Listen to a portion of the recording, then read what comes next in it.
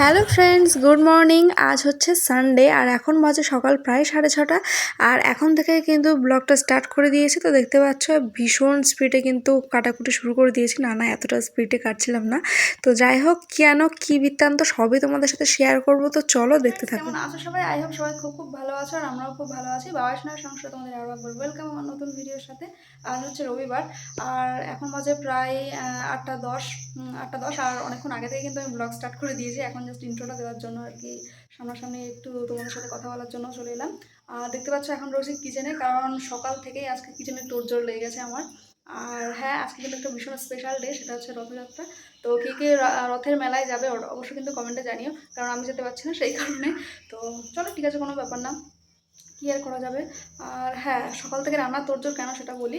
কারণ হচ্ছে আমার দাদু আর দিদা মানে এসছে 3-4 দিন হয়েছে। আর আজকে হচ্ছে আমার বাড়িতে আর কি দুপুরে খাওয়া দাওয়ার একটা প্রিপারেশান নিচ্ছি আমরা।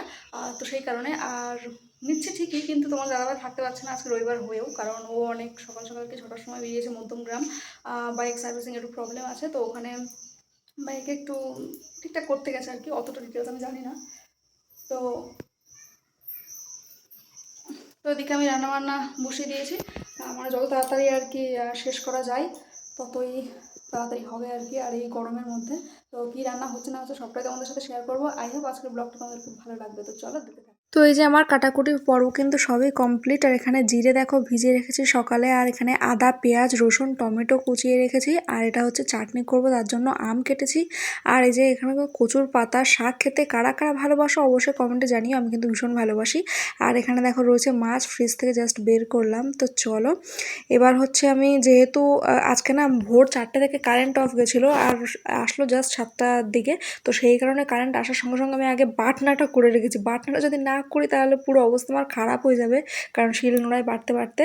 হ্যাঁ, শিলনোড়ায় বাটা অভ্যাস আছে, এটা নয় যে নেই। তো চলো এখন মানে মোটামুটি ভাজাভুজির কাজটা কমপ্লিট, মানে আলু ভাজা মাছ ভাজা আর ডাল ফাল সিদ্ধ এগুলো সব কমপ্লিট। এখন দাদুকে পাঠালাম মাংসটা আনতে, কারণ যেহেতু তোমার দাদা বাড়ি নেই সেই কারণে। আর মোটামুটি মাছ টাছগুলো কালকে রাতেও এনে রেখেছিলো, সেই কারণে এখন মাছ টাছগুলো আর কি ভাজাভুজি তাড়াতাড়ি করতে পারছি, না হলে অনেকটা লেট হয়ে যেত। তো যখন জাস্ট আমাদের মোড়েই মাংস পাওয়া যায় তো ওখান থেকে আনবে, তারপরে আর কি রান্নাবান্না আবার স্টার্ট হবে। তো চলো, আর প্রচণ্ড গরম, গাড়িতে এত গরম করছে। একটু যদি বৃষ্টি হতো তাহলে ভালো হতো। চলো দেখে থাকো। তারপরে এদিকে দেখো তোমার দাদাভাই ফোন করে বলছে এখন যেহেতু 10টা বেজে গেছে সকালে খেয়েছি কিনা। তারপরে আমি ঝটপট করে মানে জাস্ট শাকটা হয়েছে এর মধ্যে আমি সকালের খাবারটা খেয়ে নিলাম, কারণ পেট যদি ভরা থাকে তাহলে সব কিছু ঠিকঠাক থাকবে। তো সেই কারণে আর কি পটল চিংড়ি দিয়ে একটু ভাত খেয়ে নিলাম।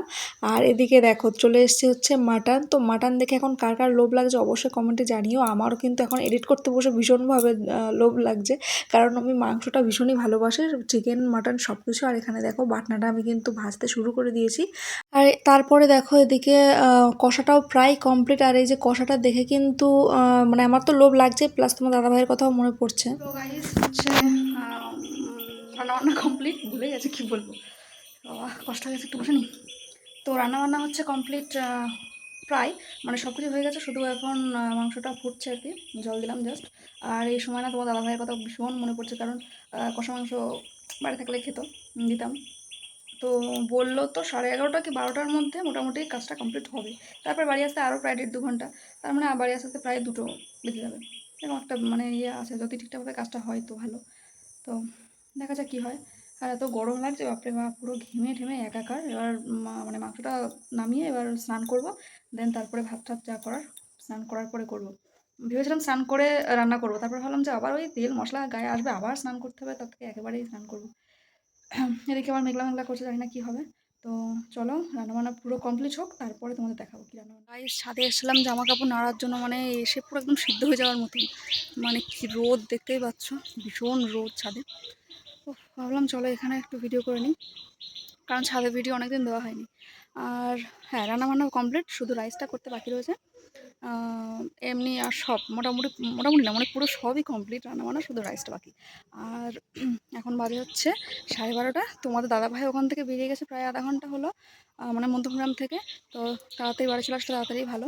আর বাইকের কাজ চলছে সেটা দেখে আমার ভীষণ মন খারাপ লাগছে। তার কারণ হচ্ছে মানে বাইকের মানে আমার বিয়ের আগে বাইক কেনা, আর আমার বিয়ের 3 বছর হলো।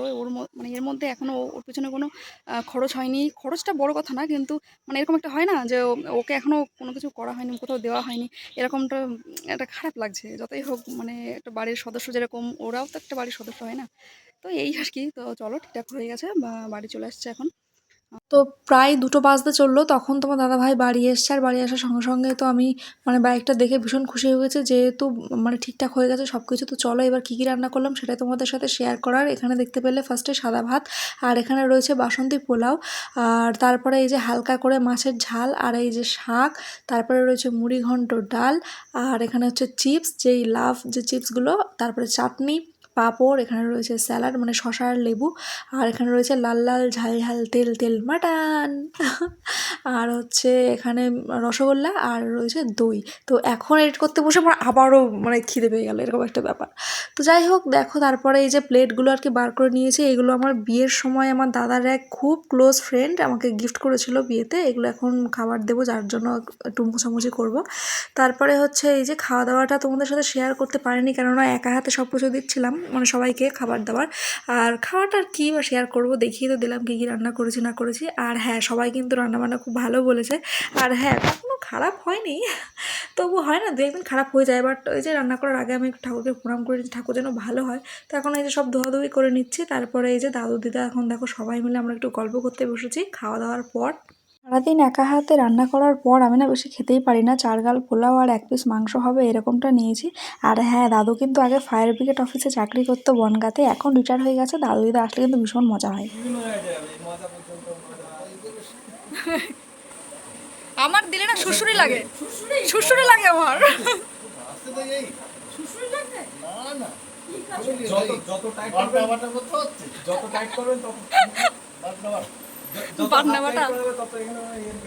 আমার বিশাল শুশুরি লাগে।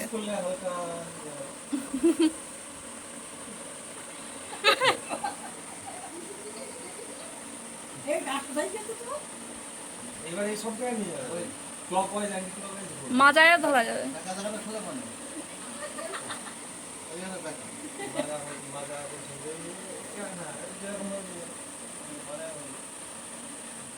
তো এরকমটা মজা তো হতেই থাকে, আর ক্যামেরার বাইরে তো অবশ্যই। তারপরে দেখো দুপুরে খাওয়া দাওয়ার পর তোমাদের দাদাভাইকে বলছিলাম আমার মনে হয় এবছর মানে রথ বা জগন্নাথ দর্শন হবে না, কিন্তু মানে আধা ঘন্টাও হয়নি, দেখতে দেখতে দেখি চলে এসছে।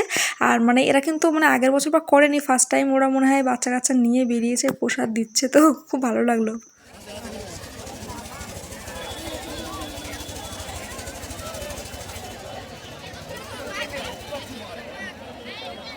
তো মেঘনা চাইতে জল বোধহয় একেই বলে। বিকালে শুনলাম যে না, গাড়ি ভাড়া করা হয়েছে, মানে মারুতির মতো যে ইকো গাড়িগুলো হয় সেগুলো মানে ভাড়া করা হয়েছে কি না রথের মেলায় যাওয়ার জন্য। তো সত্যি মানে কি আর বলবো, আর ভীষণ খুশি হয়ে গেছি আমি। আর এদিকে তোমাদের দাদাভাই আর মা গেছিলো গোবরডাঙ্গায় ডাক্তারের কাছে। আর আমাদের বাড়ি আর গোবরডাঙ্গা ঠিক মাঝখানে সুটিয়া বলে একটা জায়গা আছে, সেখানেই হচ্ছে এই রথের মেলাটা হয়। আর যেহেতু রথের মেলায় কিন্তু প্রত্যেক বছর বৃষ্টি হয়, বাট এবছর আমাদের এখানে বৃষ্টি হয়নি, অন্য কোথাও হয়েছে কিনা জানি না। তো বৃষ্টি না হওয়ায় কিন্তু এত লোকের ভিড়, মানে ভীষণ ভিড় হয়েছে, তোমার কি বলবো, দেখে তোমরা বুঝতেই পারছো। আর আজকের দিনটা সব কিছু মিলিয়ে ভীষণ ভীষণ মজা করে কাটিয়েছি, মানে সকাল থেকে রাত পর্যন্ত।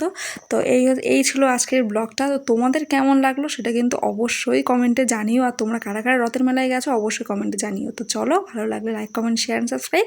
টাটা।